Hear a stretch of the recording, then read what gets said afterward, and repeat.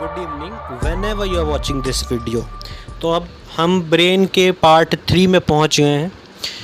पहले जो 2 पार्ट थे उनमें हम लोगों ने बात की कि जो ब्रेन के अलग अलग पार्ट्स हैं उसका बेसिक स्ट्रक्चर क्या है, उसका स्ट्रक्चरल और फंक्शनल यूनिट के बारे में हमने बात की जो कि न्यूरॉन था। सेकेंड पार्ट में हमने बात की थी और फर्स्ट पार्ट में हमने ऐसे एनाटॉमी पढ़ी थी, एक फिजियोलॉजी पढ़ी थी, नहीं एनाटॉमी नहीं फिजियोलॉजी पढ़ी थी, जिसमें हम लोगों ने डिफरेंट पार्ट्स ऑफ ब्रेन को ओवरव्यू किया था। इस वाले पार्ट में उन्हीं पार्ट्स को हम पढ़ेंगे डिटेल में। ये वाला जो सेक्शन होगा पार्ट्स ऑफ ब्रेन, इसका एक और वीडियो आएगा अभी आगे, अभी 2-3 दिन में हम उसको भी अपलोड कर देंगे। तो पहले मैं चाहूँगा कि आप वो दोनों वीडियोस देख लें, फिर इस वीडियो पे पहुँचे तो बातें ज़्यादा क्लियर होंगी। इस वाले टॉपिक में हमने जो पार्ट्स ऑफ ब्रेन वाला टॉपिक है, इसमें frontal lobe, parietal lobe, limbic lobe, temporal lobe, occipital lobe, cerebellum, medulla, pons और कॉर्पस कलोसम को कवर किया है। बाकी जो ये वाला हिस्सा है इतना, इसको हम नेक्स्ट वीडियो में कवर करेंगे, क्योंकि एक ही वीडियो में अगर सब कुछ डाल देंगे वीडियो भी लेंथी हो जाएगी और फिर उसको याद रखने में बहुत दिक्कत होगी। ठीक है, तो स्टार्ट करते हैं हम फ्रंटल लोब से। फ्रंटल लोब सबसे बड़ा लोब है ह्यूमन ब्रेन का, as it is written there, it is the largest lobe in the human brain. Okay, जितनी भी आपकी वॉलंटरी मूवमेंट होती हैं फ्रंटल लोब उसको एडमायर करता है। एक्सप्रेशन ऑफ लैंग्वेज, आप जो भाषा बोलते हो, आप जो भी लैंग्वेज बोलते हो, उसके एक्सप्रेशन को उसके वर्ड के साथ सिंक करने का काम फ्रंटल लोब का होता है। एक और एरिया होता है जो यहाँ मेंशन नहीं है, वर्निक्स एरिया। वर्निक्स एरिया आपकी फ्लुएंसी पे अफेक्ट करता है, आप कितनी फ्लुएंसी से कोई लैंग्वेज को बोल पाएंगे वो आपका वर्निक्स एरियाज पे डिपेंडेंट है। और ब्रोकाज एरिया भी होता है, वो मैं नेक्स्ट पार्ट में आपको बताऊंगा। ब्रोकाज एरिया और वर्निक्स एरिया ये दोनों ही interpretation and expression of language के लिए रिस्पॉन्सिबल हैं। और लास्ट पॉइंट फ्रंटल लोब में है, manages the higher level executive functioning, right. तो frontal lobe I think clear हो गया क्या काम करता है जनरली। पैराइटल लोब पे आते हैं। Parietal lobe process the somatosensory information from the body. Somatosensory मतलब जो सेंस इंफॉर्मेशन जो बॉडी से आ रही है उसे कहते हैं सोमैटोसेंसरी इंफॉर्मेशन। तो ये उसको प्रोसेस करता है। पैराइटल लोब जो ग्रीन कलर में आपको दिख रहा है ये होता है पैराइटल लोब, ये है आपका फ्रंटल लोब, ये आपका ऑक्सीपिटल लोब, ये वाला हिस्सा आपका जो होता है, ये वाला हिस्सा इतना, ये टेम्पोरल लोब होता है, right. Okay, so parietal lobe process somatosensory information from the body, touch, pain, sense of limb position and sense of sight. फिर से रिपीट कर रहा हूँ, touch, pain, sense of limb position and sense of sight, ये चीज़ें primarily जो हैं parietal lobe द्वारा ही एक्सेस की जाती हैं, प्रोसेस की जाती हैं। आप किसी चीज़ को टच कर रहे हैं तो सबसे पहले वो सेंस जो है आपके नर्वस सिस्टम से होते हुए, जो कि सेंसरी न्यूरॉन्स हैं, उसके थ्रू होते हुए पहुंचता है आपके ब्रेन में, राइट। ब्रेन के कौन से हिस्सा इसको प्रोसेस करता है, वो होता है पैराइटल लोब। टच, पेन, आपके हाथ पैर किस पोजीशन में है, और साइट जो कि सेंस ऑफ साइट कहते हैं कि कोई चीज़ दिख रही है आपको तो उसका सेंस आपको हो रहा है कि yes it is visible to me, ये चीज़ पैराइटल लोब कवर करता है। ऑक्सीपिटल लोब पे आते हैं। ऑक्सीपिटल लोब विजुअल प्रोसेसिंग करता है, जो भी आप देख रहे हैं, परसीव कर रहे हैं, बेसिकली इट्स अबाउट परसेप्शन। अगर आप जैसी भी चीज़ों को परसीव कर रहे हैं वो ऑक्सीपिटल लोब उसको प्रोसेस करता है और आपके ब्रेन को एक लॉजिकल वे में दिखाता है कि yes you can understand it as according to the human capacity. इसीलिए और आप अगर कोई रेंज ऑफ स्पेक्ट्रम जानते हैं ना, जो होता है विबग्योर हमको दिखता है, बाकी का इंफ्रारेड नहीं दिखता हमको, उसके लिए अलग कैमराज यूज़ करने पड़ते हैं। थर्मल नहीं दिखता, उसके लिए अलग कैमराज यूज़ करने पड़ते हैं। ऐसा क्यों होता है? क्योंकि हमारा जो ऑक्सीपिटल लोब है वो केवल एक विजिबल स्पेक्ट्रम को ही प्रोसेस कर पाता है। कौन सा स्पेक्ट्रम होता है वो विबग्योर वाला, violet, indigo, blue, green, yellow, orange and red. तो इतने कलर्स हमको दिखते हैं, प्राइमरी कलर्स होते हैं ये, इसलिए हमें सिर्फ इतना ही दिखता है। क्यों? क्योंकि ऑक्सीपिटल लोब इन्हीं को प्रोसेस करता है। Object and phase recognition, occipital lobe जो है ये इसका एक डायरेक्ट लिंक होता है आपकी मेमोरी से। क्यों? देखिए, मेमोरी जो होती है वो दो टाइप की होती है, audio memory and visual memory.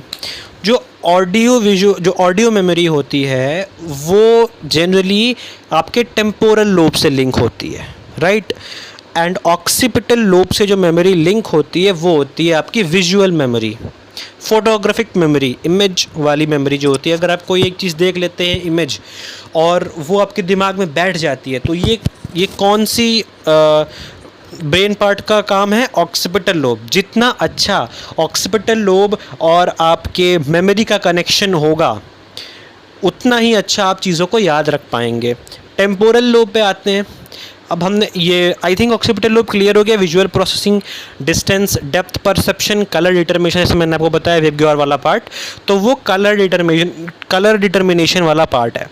Distance, depth perception अगर हम थोड़ा सा बात करें इस पर कि तो एक विज़न होता है हमारे दिमाग में कि हम चीज़ों को देख के एक अंदाज़ा लगाते हैं कि ये कितना गहरा हो सकता है या कोई चीज़ कितनी दूर हो सकती है। वो चीज़ कौन प्रोसेस करता है? ये भी ऑक्सीपिटल लोब ही प्रोसेस करता है। Object and face recognition and memory formation, तो ये इम्पॉर्टेंट, तो ये दिखाता है कि ऑक्सीपिटल लोब कितना इम्पॉर्टेंट है आपके लिए, राइट। टेम्पोरल लोब पे आते हैं। आपके इमोशंस, लैंग्वेज, ऑडियो परसेप्शन और बैलेंस ऑफ द बॉडी, ये टेम्पोरल लोब का काम होता है। ओके, तो आगे बढ़ते हैं। अब नेक्स्ट स्लाइड पे पहुंचते हैं हम। ओके, अब आते हैं हम लोग लिम्बिक लोब पे, राइट। तो लिम्बिक लोब ये जनरली कंसर्न होता है आपके इमोशंस पे, राइट, जितने भी आपके इमोशंस हैं। और लिम्बिक लोब में आपने एक और चीज़ पढ़ी होगी, लिम्बिक सिस्टम। लिम्बिक सिस्टम एक तरीके से सर्कुलेटरी सिस्टम है ब्रेन का। ब्रेन में कितना ब्लड फ्लो हो रहा है ये डिपेंड करता है लिम्बिक सिस्टम पे। पर limbic lobe is a different part. ये जो एरिया होता है ब्रेन का, यहीं पर लिम्बिक सिस्टम भी होता है, इसीलिए इसको लिम्बिक लोब बोला गया है। ये पर्पल कलर में आपको लिम्बिक लोब दिख रहा है, ये वाला हिस्सा, राइट। तो लिम्बिक लोब जो आपको फील होता है, लाइक जो आपकी फीलिंग्स होती हैं, love, urge to reproduce, caring of loved ones, fight and flight response, ये जितनी भी इमोशनल चीज़ें होती हैं आपके साथ, ये सब किसके थ्रू अफेक्ट होता है? लिम्बिक लोब के थ्रू अफेक्ट होता है, ठीक है। अब आते हैं सेरेबेलम पे। Cerebellum making postural adjustment, maintain balance and motor skills. आप अगर दो पैरों पे खड़े हो ठीक से तो वो सेरेबेलम की देन है। आप चल रहे हो, आपको चलने में कोई दिक्कत नहीं है, तो वो मोटर स्किल्स कौन कंट्रोल कर रहा है? सेरेबेलम। और पोस्चरल एडजस्टमेंट, आपके जो पोस्चर है उसका एडजस्टमेंट आपके हिसाब से कौन करता है? सेरेबेलम ही करता है। मतलब ये ऑर्डर देता है आपको कि how should be your posture, आपका बैलेंस कैसे मेंटेन होगा और आपकी मोटर स्किल्स कैसी हैं, ये डिपेंड करता है सेरेबेलम पे। सेरेबेलम ये रहा, जिसको हाइंड ब्रेन भी कहते हैं, हिंड ब्रेन सॉरी, या हाइंड ब्रेन, जो भी आप प्रोनाउंस करते हैं उसको, राइट। इसीलिए कहा जाता है कि ये जो पार्ट होता है ऑक्सीपिटल लोब और ये वाला लोब, ये ब्रेन के पीछे वाले हिस्से, सर के पीछे वाले हिस्से में होता है।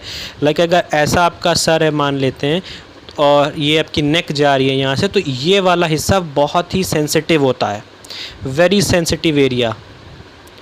वाई? बिकॉज यहाँ पर दो सबसे इम्पॉर्टेंट चीज़ें जो आपकी विजन है, जो आपका मोटर स्किल कंट्रोल कर रहा है, वो कौन कौन से? ऑक्सीपिटल लोब और सेरेबेलम है, राइट। इसीलिए ये सेरेबेलम वाला एरिया और ऑक्सीपिटल लोब वाला एरिया जो कि back side of your head होता है, बहुत इंपॉर्टेंट होता है। इसलिए कहा जाता है यहाँ पर बार बार मतलब ज़्यादा इम्पैक्ट नहीं पड़ना चाहिए किसी हार्ड चीज़ का, because it can affect your occipital lobe and cerebellum which will eventually Leeds to deformities like not able to walk properly, not able to see things properly, vision कमज़ोर हो जाती है।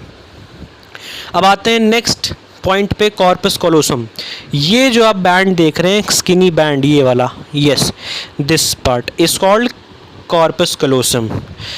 इसका काम होता है कि जो दो हेमिस्फेयर्स होते हैं हमारे ब्रेन में, अगर हम ब्रेन को ऊपर से देखें तो वो कुछ इस तरीके का दिखेगा आपको, राइट।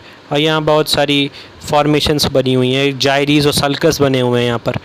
तो ये वाला आपका मतलब मेरे हिसाब से तो ये लेफ़्ट है और ये राइट है। हेमिस्फेयर कहते हैं इसको, क्या कहते हैं इसको, इसे कहते हैं हेमिस्फेयर। हेमिस्फेयर दो टाइप के होते हैं, लेफ़्ट और राइट। तो इन दोनों के बीच में सिग्नल कम्युनिकेशन हो, एक डिफरेंस हो और दोनों एक कोऑर्डिनेशन में वर्क करें, ये कौन इंश्योर करता है, कॉर्पस कॉलोसम। ये एक टिश्यू होती है, फाइब्रस टिश्यू होती है जनरली, जैसे लिखा भी है यहाँ पर, it ensures the both side of brain can communicate and can send signals. ये इंश्योर करता है कि ब्रेन, दोनों साइड ब्रेन जो है आपस में कम्युनिकेट करें और सिग्नल सेंड करें। मेड्यूला ऑब्लोंगेटा पे आते हैं। अब मेड्यूला ऑब्लोंगेटा कहाँ है, ये वाला हिस्सा, ये वाला हिस्सा आपका मेड्यूला ऑब्लोंगेटा होता है। Involuntary movement, lies heart beat, breathing and blood pressure, right.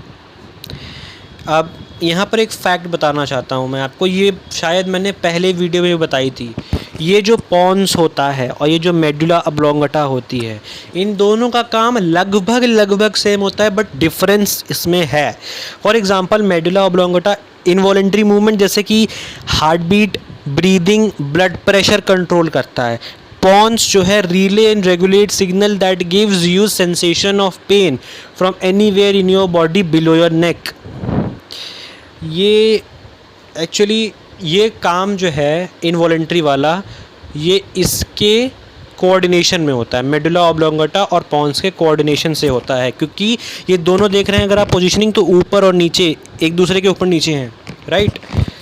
तो अगर जब एक फ़न फैक्ट आपको बताता हूँ कि जब फांसी होती है किसी को, जब कोई हैंग करने जा रहा होता है या उसको किया जाता है हैंग, तो यही वो बोन या कह सकते हैं जो भी टाइप का ये होता है, यही चीज़ टूटती है, मेडुला ऑब्लोंगेटा। तभी आपकी ब्रीदिंग बंद हो जाती है, ब्लड फ्लो बंद हो जाता है और हार्ट बीट बंद हो जाती है, देन यू डाई। सफोकेशन से बाद में अगर ये चीज़ पहले हो गई, यानी अगर आपकी मेडुला ऑब्लोंगेटा टूट गई तो आप पहले उससे ख़त्म हो जाओगे, ठीक है। पॉन्स जैसे मैंने आपको बताया, relay and regulate signal that gives you sensation of pain from anywhere lower your neck, right. Okay, तो आई थिंक आज के लिए इतना काफ़ी है। तो मैं चाहूँगा कि आप पिछले 2 वीडियो भी देखें और एक हिस्ट्री का चैप्टर भी मैंने डाला है मेसोपोटामियन सिविलाइजेशन पे, उसका भी सेकंड पार्ट मैं कल या परसों में अपलोड कर दूंगा। इसका लास्ट पार्ट, ब्रेन का लास्ट पार्ट आपको कल परसों में दोनों वीडियोस आपको मिल जाएंगे। तो अगर आपको पसंद आया हो, एक्सप्लेनेशन पसंद आई हो या इन्फॉर्मेशन पसंद आई हो तो प्लीज़ लाइक करिए, सब्सक्राइब करिए, शेयर कीजिए, सपोर्ट कीजिए, जितना हो सके उतना करिए। आपसे पेट्रोल नहीं मांग रहा मैं, ज़्यादा कुछ मांग भी नहीं रहा, फ्री का है, कर दीजिए बस। मैं नहीं जानता कैसे करना है, बस कर दीजिए। Thank you very much.